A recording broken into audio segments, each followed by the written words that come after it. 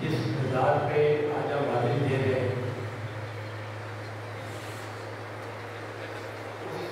اسی صاحب مزار کے 2 اشعار نعت کے، ان سے میں گفتگو کا آغاز کروں گا۔ رحمت نے تیری تجھ کو گلے سے لگا لیا، رحمت نے تیری تجھ کو گلے سے لگا لیا، میں ڈر رہا تھا ورنہ حساب و کتاب سے۔ رحمت نے تیری تجھ کو گلے سے لگا لیا، میں ڈر رہا تھا ورنہ حساب و کتاب سے۔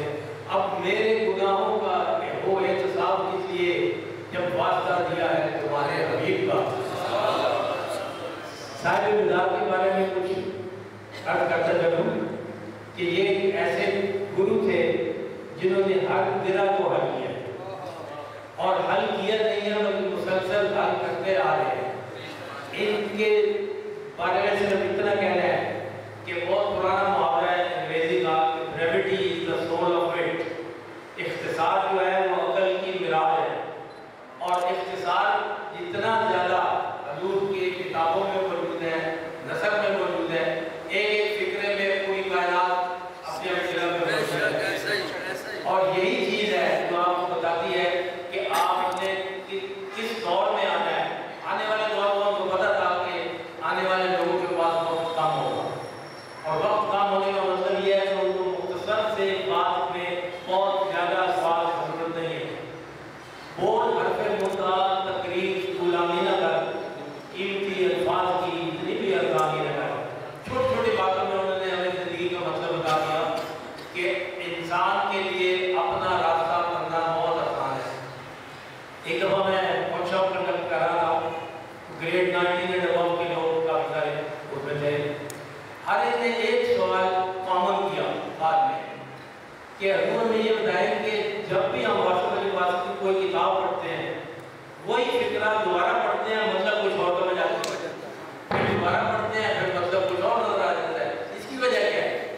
میں نے اس کی وجہ تو حضور بتاتے ہیں خود ہی قادر صاحب کہ اگر آپ ایک آئینے کے سامنے کھڑے ہیں جو بالکل مٹی سے بھرا ہوا ہے، اب آپ آہستہ آہستہ اس کو صاف کرتے جائیں اور آپ کو اپنی شکل بہتر نظر آتی جائے گی، اور ایک وقت آئے گا کہ آپ بالکل آمنے سامنے موجود ہوں گے۔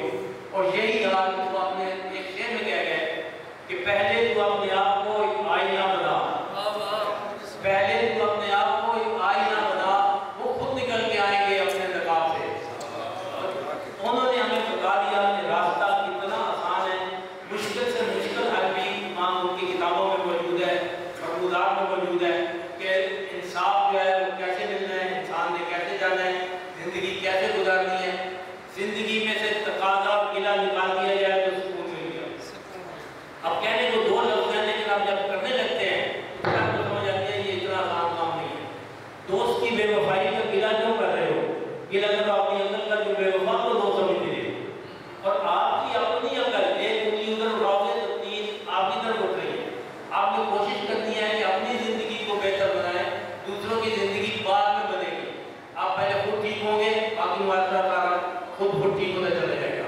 اور ایک وقت ایسا آئے گا کہ یہ ساری تعلیمات جو ہیں یہ آنے والی صدی میں موجود رہے گی۔ قاضی صاحب جو ہے ان کے جتنی بھی نظر ہے وہ بالکل روز روشن کی طرح موجود ہے، آنے والوں کے لیے راستہ ہے، اور بتاتے ہیں کہ انسان جو ہے اس نے زندگی کیسے گزارنی ہے۔ سکون دینے والے کو سکون ملے گا، دینے والے کو نہیں ملے گا۔ سکون دو گے سکون ملے گا۔ ہم لوگ لینا جانتے ہیں، دینے جانے میں ہمارے لیے پرابلم ہو جاتی ہے۔ جتنی